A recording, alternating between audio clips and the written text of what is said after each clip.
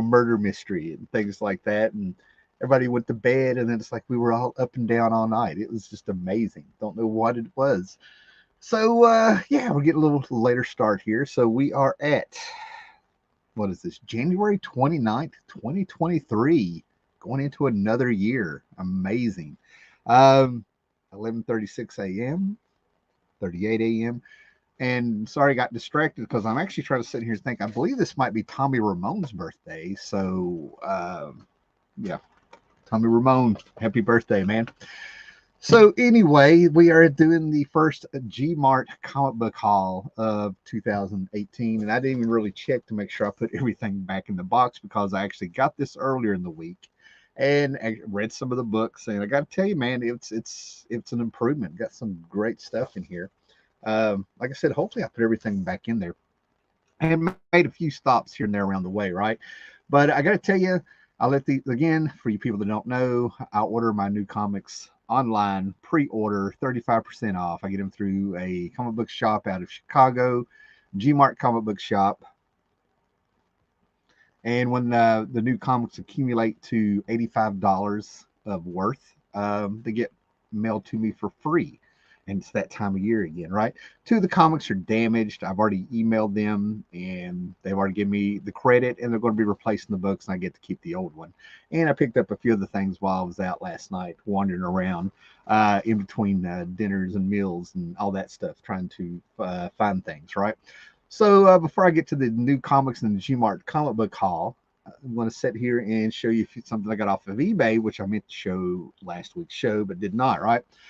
But if you get on eBay, and I really hate that, it's good for Fred, but it's not good for me. But I got quite a few of these Fred Hembeck art trading cards going all the way back to like 2013 or 14 when I found them on eBay.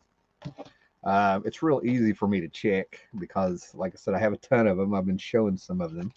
But the Space Ghost, which when he does one is hard to find, okay, he signs them. Fred Hembeck will draw his little face on there, tell you it's a card, put the year, and I got going back to 2014. Uh, they started out at $9.99. Now I think they started out at $12.99. They go up, and he is making a killing. He puts probably like 5 to 10 on a week, and some of these go for $15. I've seen them go for up to like 80, 90, and over $100 on some of them. So he is making a killing. Yeah, I hate that people found it, I guess, but I didn't help because I know a few people that bid on them or people I've showed here, told them about them. But anyway, I got a high evolutionary one. I think I ended up getting this for $20, which is fantastic because that is one of my favorite Jack Kirby creations, one of my favorite Jack Kirby designs. I mean, I'll look at this when you think about the high evolutionary with this simple silver and maroon design coming out in the late 60s. It's hard to believe that's the same person that did the Black Racer for the New Gods. It's just, the man was all over the place. Just a legend there, right? So that's what I got on eBay. Very happy to get this. You can tell that he got some new Copic markers because the color is spot on to the comic. So it's just fantastic. Good stuff there, right? Stopped at Ollie's, and this was an impulse buy, but how could I pass it up? When I was a kid, it was G.I. Joe, Masters of the Universe. I know people yell Star Wars. We had a few Star Wars, and I came out of that late 70s going into the 80s and stuff, right? But this was it. So it kind of cracks me up that they're coming out with new Masters of the Universe retro toys and little miniatures. This is fantastic because it's the Ground Ripper. And for you guys that weren't there, this is he would sit in it like some medieval looking motorcycle thing, some Stone Age with Stone Age wheels, like something out of the Flintstones or something, right?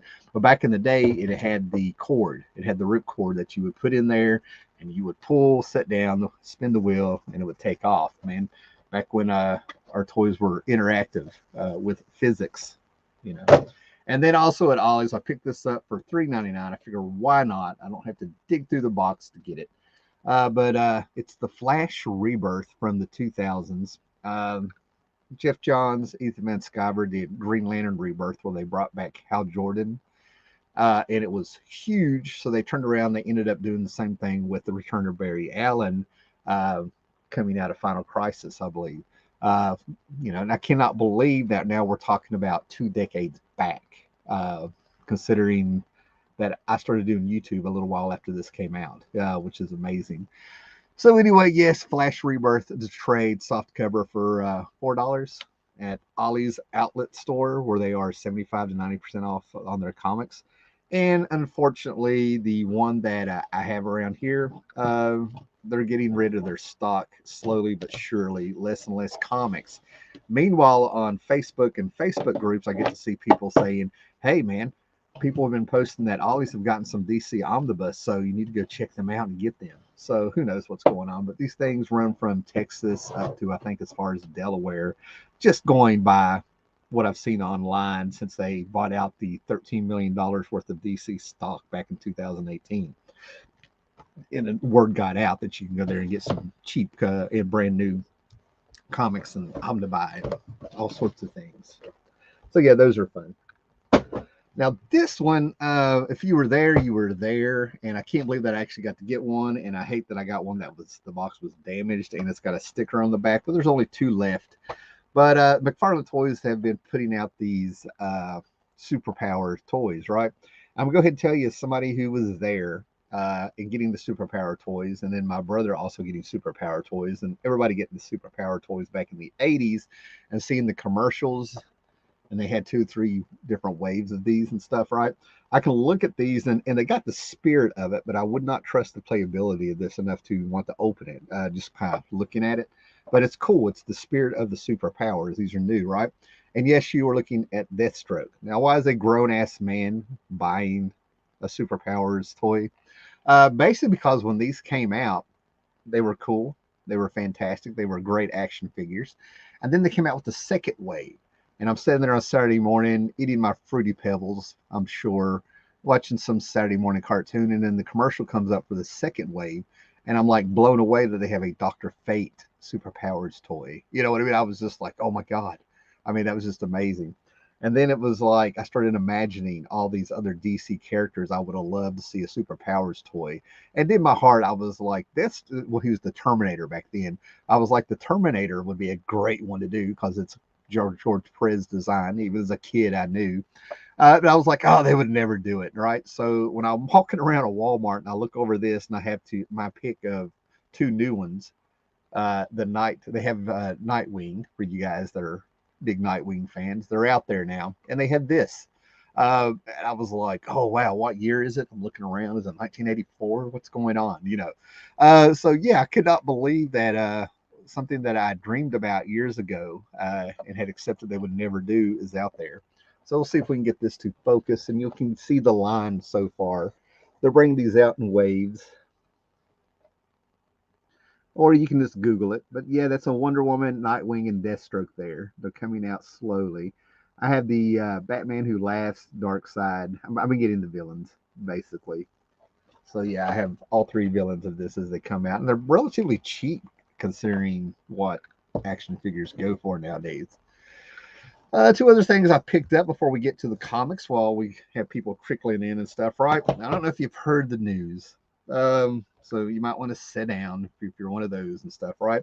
But I hold fast that one is a mercy killing and one is just sad because it's actually, really good, right? But HBO Max, Warner Brothers, this is it. This is the last seasons for the Titans television show and the Doom Patrol on HBO Max. I hope you're all right. Okay, it's gonna be okay, right? So when I heard that, I was just like, well, damn. As somebody who's been into the Doom Patrol since I was 7, and also discovered Black Adam on Saturday morning cartoon shows of all places, on a television show called Hero High around the same time. Uh, Never would I have ever imagined that we would have had a Black Adam movie. I don't care if it was considered bad, good, neutral, don't want to see it, loved it, whatever. You can have your opinion on it, but I got a Black Adam movie. The 7-year-old in me is like, oh my God, how did that happen? And then a Doom Patrol show, and I've mentioned the Doom Patrol show off and on here and stuff, and there's just things I've seen on it. I would say it was like 95% to perfect. You know what I mean? There's still a few things they threw in there where you're just like, oh. Other than that, it's a fantastic show. And Doom Patrol is out of that, out of those superhero shows, that DC hub, if you will, that's on HBO Max. Doom Patrol is one I would like get people to watch, because if you don't like an episode, just wait. The next one's going to blow you away. It's been fantastic, right? And they're on the fourth season. And usually I wait till Black Friday and I get a season set for $10. But as soon as the news came out around here, at least, I knew these would dry up. The DVD sets, right? So I went with when we went out last night. I stopped and looked, and I was completely right. The Titans of all, there was only like two left, and there was also just two of these left. The Doom Patrol season 3 DVD set. So yeah, I went ahead and got this. I'll be getting season 4, and that'll give me the Swamp Thing, the first two seasons of Titans, and all of the DC, all of the Doom Patrol season sets, right? Also need to get season 6 of Venture Brothers to have all of those, just to throw that out there, right? Yes, I think physical media is important to have. It's a safe than sorry situation. Be safe or be sorry. It's better to be safe with it than to find out and be sorry about it later, right? I just have a feeling, there's already certain episodes of shows across the streaming services you won't be able to watch unless you bought the DVD. All right.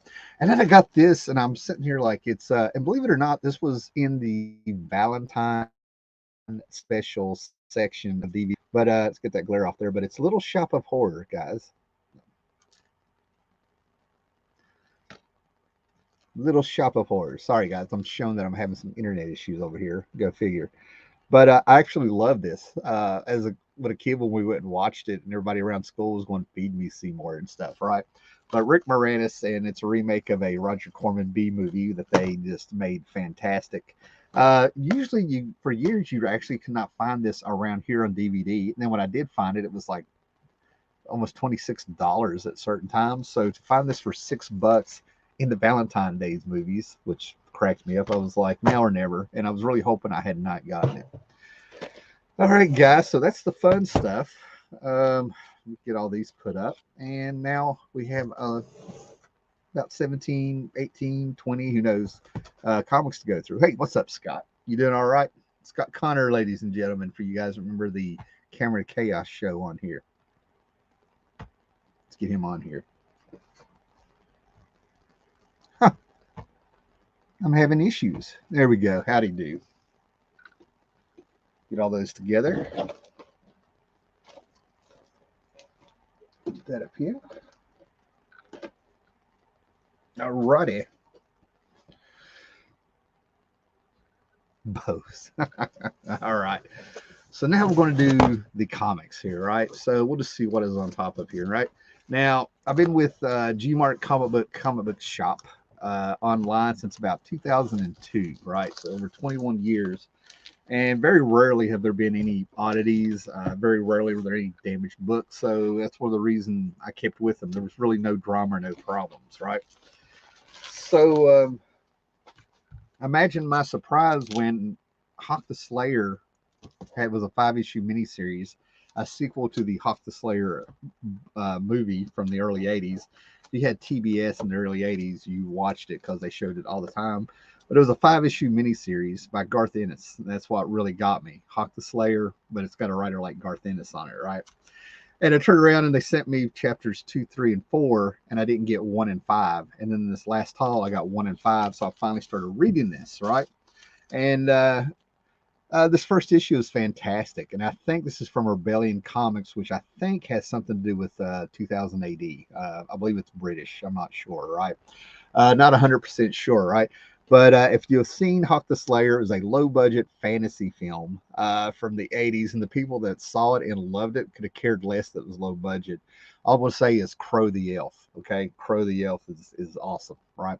So anyway, Garth Ennis comes on here, and this is exactly what it needs to be. It is a sequel to the Hawk the Slayer movie. Don't have to worry about low-budget stuff because, like Neil Adams said, see this hand? It's a $100 million movie right there.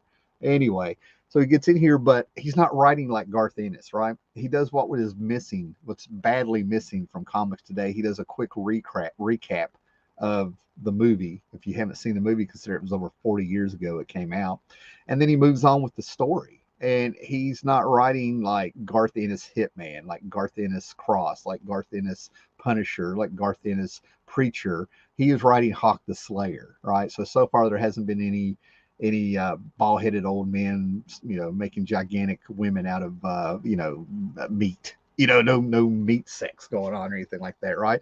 But it is a hardcore sequel to Hawk the Slayer, so I have put this on top of my list to go ahead and finish reading. So I highly recommend Hawk the Slayer if you're a fan of that genre, or even a fan of Hawk the Slayer. It's fantastic. It's good stuff, right? Something I actually enjoy, but I don't know if I would recommend it to anyone, right? Frank Miller Ronin came out in the 80s. He came off of Daredevil. And then he did the infamous, if you were there, infamous interview where he was talking, and it was taken wrong is what it was. It was a little bit of hype for this book, but he had a stake where he could keep a deal with DC where he could keep some of the rights to this Ronin book that he created and stuff, right? And it was so different and artistic and sci-fi and samurais and high tech and cyberpunkish and everything, that in the interview, I have it here somewhere, he was talking about how he cared more for this and took more time on this than he did for Daredevil, and people completely missed the fact that it was just more personal. His name is going on this. This is more my creation. It's not like he was on a book that he was hired to write and he still had to leave it better off than when he got there. That was sort of the rule back then. Some people took that the wrong way. Nothing like today where it would just be outrage everywhere and everybody flipping the fuck out. So I got to tell you, man, I really like this. Frank Miller is doing layouts and scripting. Philip Tan is coming in with the art. It's almost double page spreads left and right with action. And the ending is just, the end when you finally get there. But like I said, it is very different. It is not your standard comic book story. And I knew what I was getting into when I went into it. Okay, so Ronin Book 2, number 1. I dug it. Philip Tan does a great art. Who knows? Oh, thanks, Dennis Hayes. Oh, okay. Here we go. I got some comments I didn't see. Scott Connor, G-Mart should get Bruce Campbell to do a commercial for them saying shop G-Mart. If you guys know the Evil Dead movies, that's spot on. I never really caught that. Can you believe that? And Dennis Hayes, legit shirt. Thanks, man. I've actually had it for a couple years from JCPenney for $10.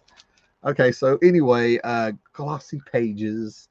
It's just a cool book. This is the one that's slightly damaged from in the box and stuff, right? But Philip Tan's art he just nails it. I love when Frank Miller works with other artists. So that's what I'm trying to say. You have to really sit down and let your eyes adjust to a lot of the art. It's fantastic. Ronin Book 2, there's she's got a baby on her back. I feel a little Lone Wolf and Cub influence in this, definitely. But yeah, that's what I'm saying. Every page is almost a double page. The black and whites, the negative space and positive space, fantastically. I actually took my time with this, and like I said, I just enjoyed it. Some of the pages you had to figure out what was going on, and once you've seen it, you couldn't unsee it. But she is flipping around with a baby in a barrel on her back, playing around with points of views, fighting this demon. Let's find another good page. Like I said, I really enjoyed it.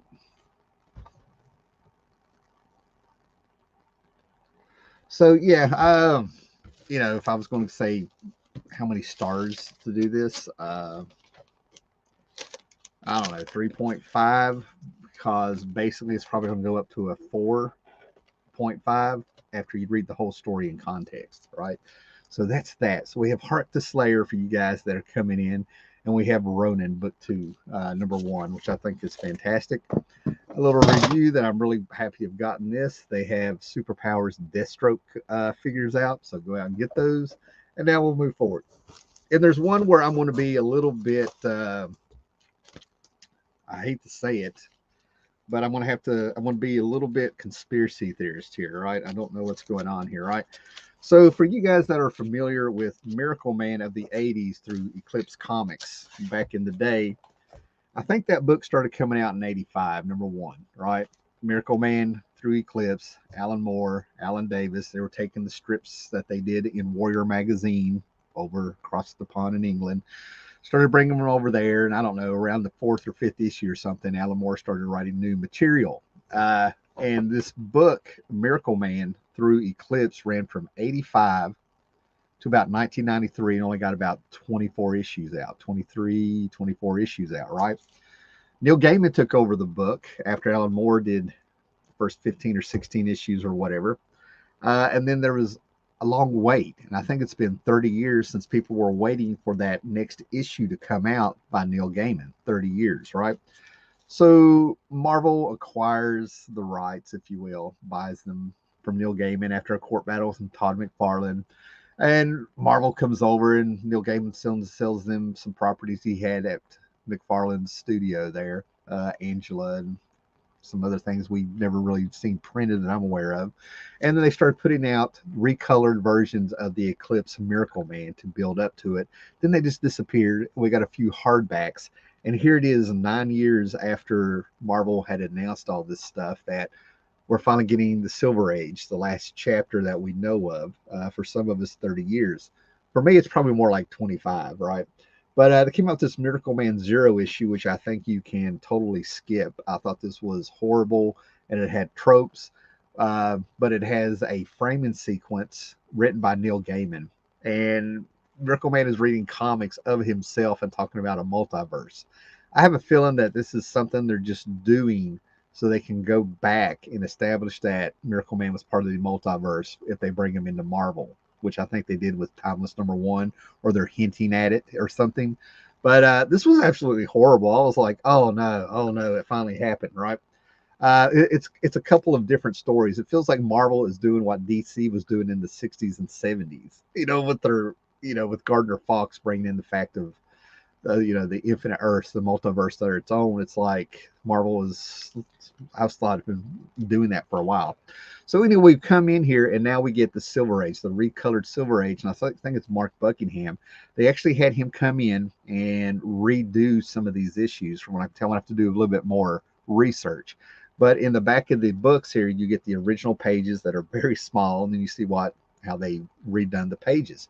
But basically, they found a way to bring back Kid Miracle Man, who's basically Captain Marvel Jr.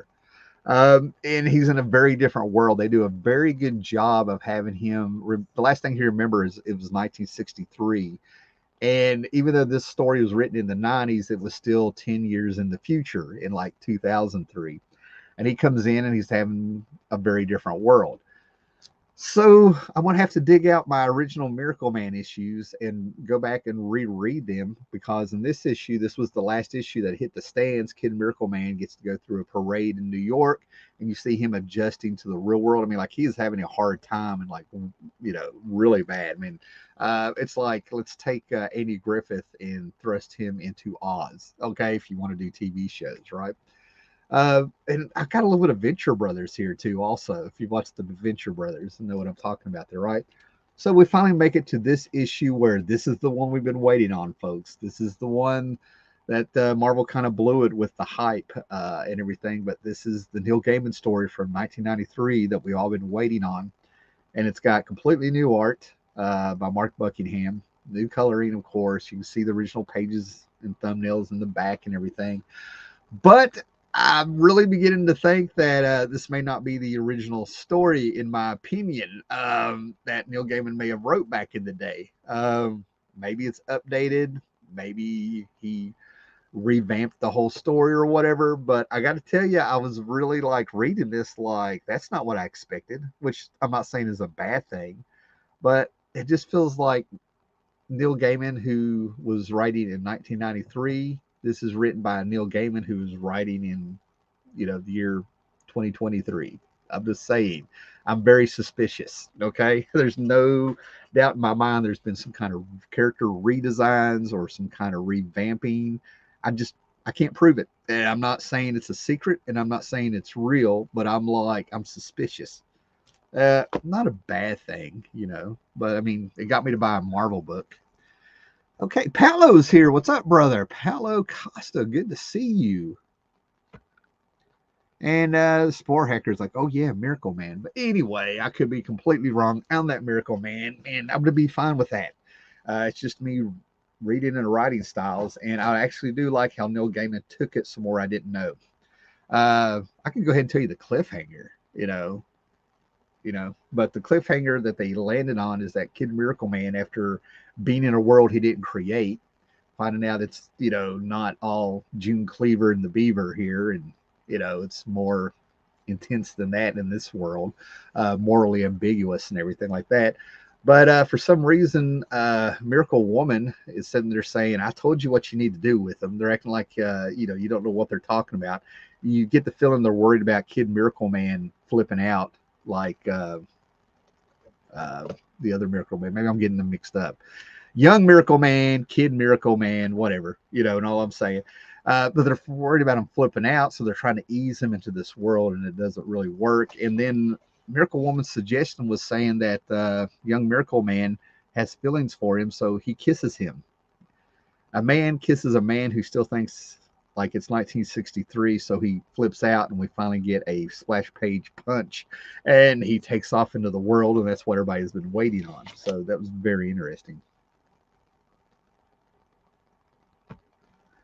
Friar Tuck, but yet not a good thing. I don't know. Years ago, I thought that since Marvel had bought Miracle Man, they were just going to rename him Marvel Man. Um, it would have made sense. For you guys that don't know, and I have zero doubts that Paolo already knows. I mean, I know he knows this is what I'm trying to say here. I mean, it's not a big secret, but comic book aficionados know this. The character was originally Marvel Man, and then when Alan Moore was doing his work to bring him back, DC actually sued, and it had to be changed to Miracle Man. He came up with Miracle Man just to avoid all the troubles with Marvel, and that's one of the reasons you didn't really see Alan Moore jump over and do more Marvel stuff. Kind of carried a little bit of a grudge, a bad taste in his mouth. Okay, so now this is exciting, I guess. Even though when I opened this one up, I had the entire Grendel Comico series, issues 1 through 40, I think. Right, it came out in the late '80s, and I've been collecting these from Dark Horse, but they're putting all the Grendel stories in chronological order that you need to read them, not when they came out. So this is volume 2, and this was actually damaged. This is getting replaced. It came in, it was all a little bit beat up here. So they're replacing this, and this has a mini series, and then it has about 12 issues, I believe, 12 to 14 issues of the Comico series, which is fine, right? I don't have to dig them out of the box now and stuff and read them, even though I like the floppies and the original issues for the ads, the announcements, the editorials. If they had letter pages, there's something to be said to getting the original books. So, for years, YouTubers like Tylox the Mighty, Scotty X, I mean, we're going back to like 2015 and stuff. A few other people, I think Charlton 66, I'm sure Comic Quarter 410. I'm bringing up a lot of names from the past now. They're always sort of pushing me to check out Grendel. I had checked out some Grendel, Batman and Grendel in the 90s. Random book here and there with Grendel in it and stuff, right? And it just didn't click with me the way it had clicked with other people. I actually remember in the 90s being in Abingdon, Virginia, and seeing some skaters hanging out in a cemetery over there that you can see off the side of the road right in the middle of town. And they were actually taking pictures. They had a Grendel mask, and they were putting it on the angels that were in the cemetery, the statues, and taking their pictures with those angels with Grendel masks on, right? So, yeah, Grendel mask had a bit of a zeitgeist going on, especially in the 90s, even though it came out in the 80s, which just kind of blew my mind. And I'm going to laugh if that turns out to be the 80s I'm thinking of. So anyway, a fantastic omnibus number 2. I'm probably going to go ahead and go through and just get all of these when they come out. I believe they've already come out in omnibus form before, but this is like I said, a new edition with new coloring and stuff, I believe, through Dark Horse. And of course, there's been new Grendel stuff probably since they did that years ago, but Tim Sale art, early Tim Sale art from the 90s and stuff. So that's cool, right? And then I'm digging these, and I had somebody explain to me the size of them, and it's like a scholastic thing. It's probably for kids in libraries and stuff. And I turned around. This is volume two, and I got this for $10. But these are Mighty Marvel Masterworks. This is Doctor Strange, and they're doing the Steve Ditko Doctor Strange stories from the Silver Age, right? And I love these. It's probably up there, but they had like these little pocket books, like about the size of little pulp books and stuff in the 70s of Spider-Man stories and a Frank Brenner uh, Doctor Strange story. And now they're doing these. And I love the size of them, so gives you an idea, you know. Regular comic, the masterwork, right? But I'm really digging this, and they give you the covers of the books that they're getting these stories from. And with what I had laying around when I was a kid in the house, I already flipped through this. This is the stuff that the stepdad had left over from the 60s. These are the stories that I actually read out of the Strange Tales and probably a few reprints. I want to say it was probably might have been Marvel Tales, even though I know that's primarily Spider-Man. But there was a reprint series that had a few of these, but they had the actual Strange Tales issues also that were in my house. So this is really good stuff, right? And this is the proper stuff where he gets the red cape.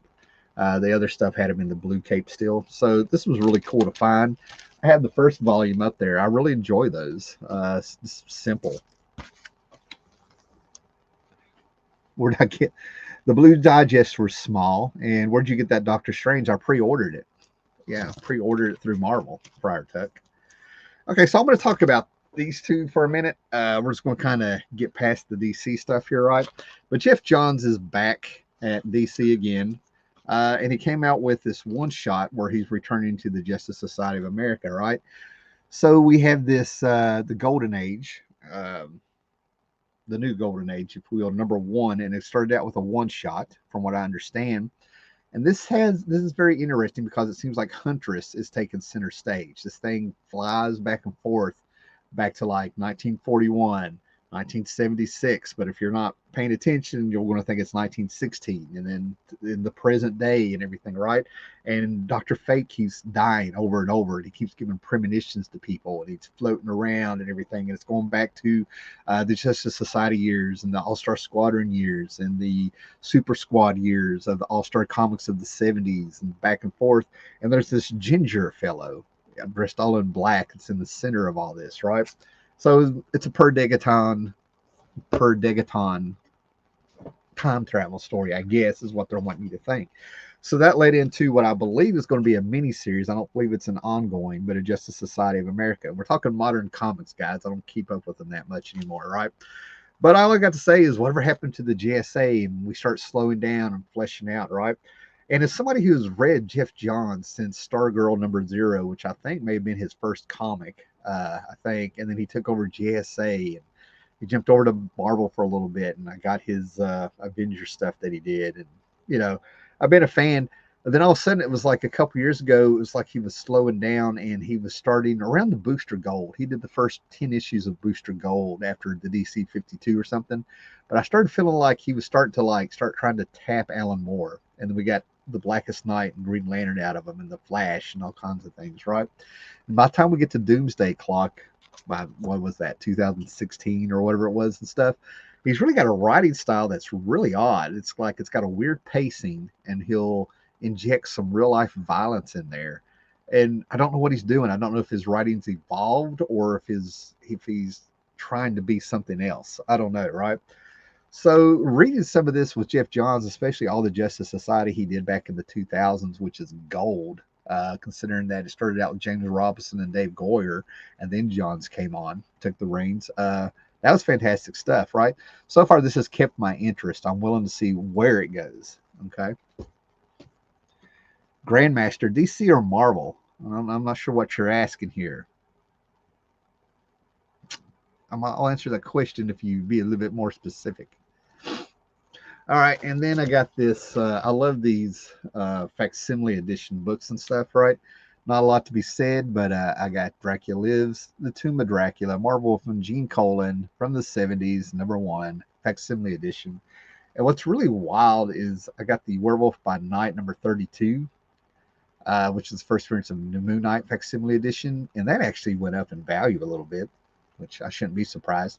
But a difference between the facsimile editions and the dollar reprints that you can kind of get of some Marvel books and stuff, and DC did a few, is that they do the complete comic, ads, letter pages, all. This is a facsimile, sorry, in the name, of everything that was in this book when it came out, just on hopefully better paper now. All right, Mr. Miracle. And then, guys, I got more Marvel stuff because of a guy I work with, and he kind of got me juiced up. And because I follow Alex Ross on Instagram and Facebook, for the art, and they make little videos and stuff. And I turned around and I got these because these are some fantastic. I love gray wash, right? Even though this isn't gray wash, I don't believe, but it's gray tones. But Alex Ross has just really attacked the Fantastic Four here lately. He finally got his book out, his hardcover book that came out, and he changed the style of Reed Richards. If you follow Alex Ross stuff, he finds celebrities and people, his friends and stuff, even his own face, as what he envisions a lot of these characters to look like with his photorealistic style, right? Well, he found a new actor, and I cannot believe I'm going blank on who it is, but he saw some TV show, and it's right on the tip of my tongue. But there's a new actor that he found. He used to draw the Fantastic Four like the Professor from Gilligan's Island. Go back to his Marvel stuff and everything, and you'll see it. And all of a sudden, he was watching some 60s show, I believe, and they actually contacted the actor and said, "We're going to be using your likeness as as Reed Richards of the Fantastic Four." So I hate that I'm going blank on who this actor is, right? But in this new volume 4, 5, whatever it is now, a Fantastic Four, 1 through 5, they're going to be Alex Ross covers. And the 5th one, he takes these first 4 covers, and I think you see the full figures and they're all standing together and stuff, right? So yeah, getting those solely. And I've also heard that people say that the series is slow and it's bad. Then I've had people tell me that it's fantastic and Twilight Zone like. Super Gray Hulk, thanks for the recommendation. He's the guy that says it feels very cool and very. Super Gray Hulk is somebody that I always mention whenever he pops up because he's actually been watching my channel from the first year all the way on. So when he does pop up, he's watched enough videos to know what I like and don't like. So if he's going to recommend something, I'll do it.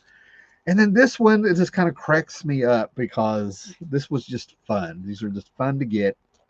Hopefully I'll read them because I know what I get into. But I don't bash Todd McFarlane as a writer. I've had this talk with several people every several years. It seems like there's certain comic book creators you end up having a conversation about with people over the years. Todd, and it seems like it's Image guys, and it's mostly Rob Liefeld, Todd McFarlane. But Todd McFarlane, back, when he came off Amazing Spider-Man, like was this 1990, I'm thinking, and he did his Spider-Man book where he got a #1, and he did the first, I don't know, 14 issues or something. If you go back and you read the editorials and their letter pages, he's begging people to tell him how he needs to improve his writing. So I don't bash him as a writer. He knows what he is. He doesn't try to come off like Shakespeare. He doesn't try to be Alan Moore. He doesn't try to come off like anything. He was asking for help back in the day.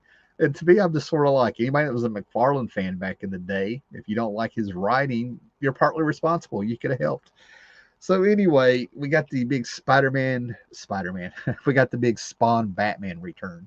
I had fun with the first one that he did back in the 90s, with that Frank Miller wrote.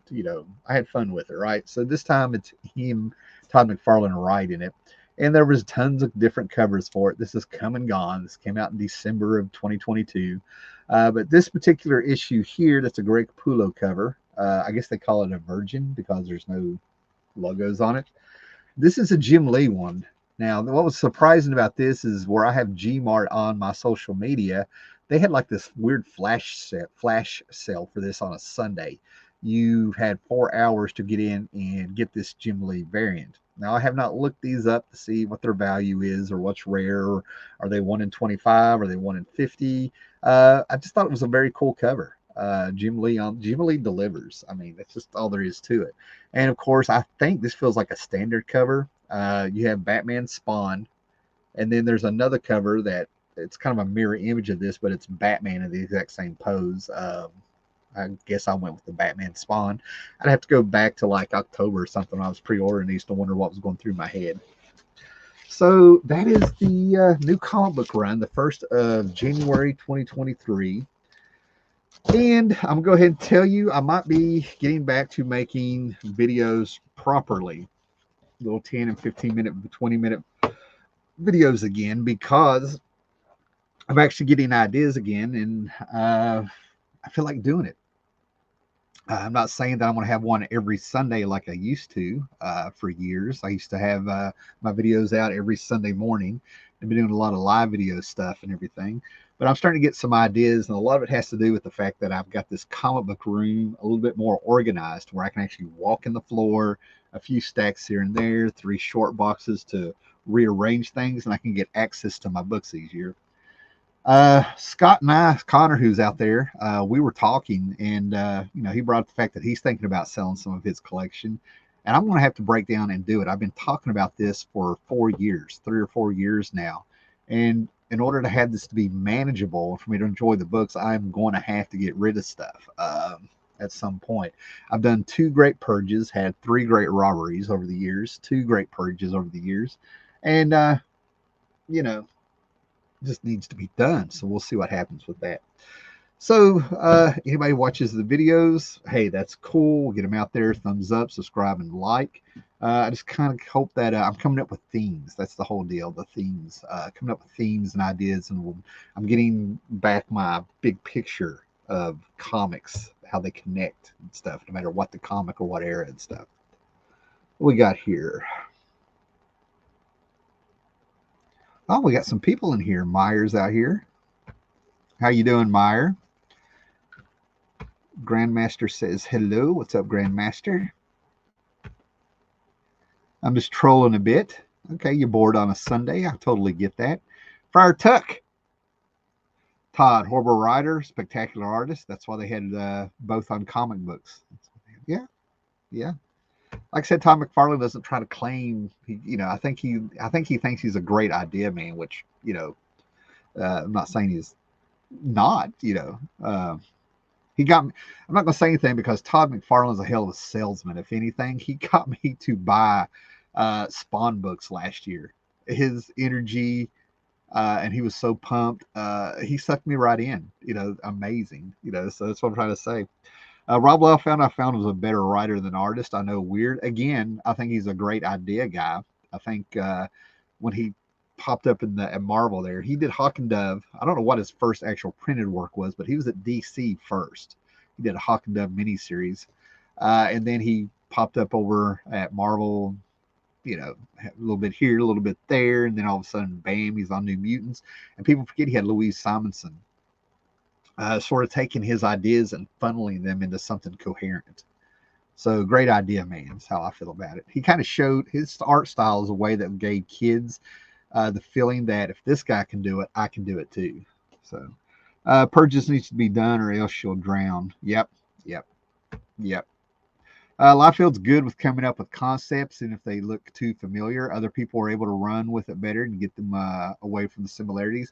His New Mutants and X-Force stuff, I'm like, this is pure Kirby. If you go back and look at his Forever People, I saw a lot of stuff that he pulled out of Forever People with some of his characters. I mean, he gave them the, I call them boxing glove masks, like Mark Moonrider had and Orion had and stuff. A lot of good energy and stuff, right? Maybe it's Liefeld's energy on my end. Who knows?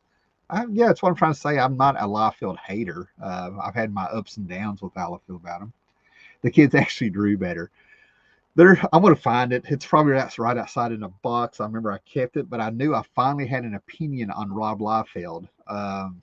Was it Extinction Agenda crossover, something like that? But it killed me because, oh man, who was it? Anyway, he had one of the female New Mutants, New Mutants, who knows, running down an alleyway, and her way she's running, she has her right leg up, but he's got the left foot on it. And then you look at the other foot, he gave her 2 left feet, drawing. That blows my mind. That's the kind of stuff that just little things like that just kill me, So anyway, that's it, guys. Thanks for popping in. I don't know, maybe another show later tonight, or maybe I'll have time to work on a real quick video. I can actually get access to my books and have an idea where things are now. Okay. So you guys be excellent to each other and have a great rest of your weekend.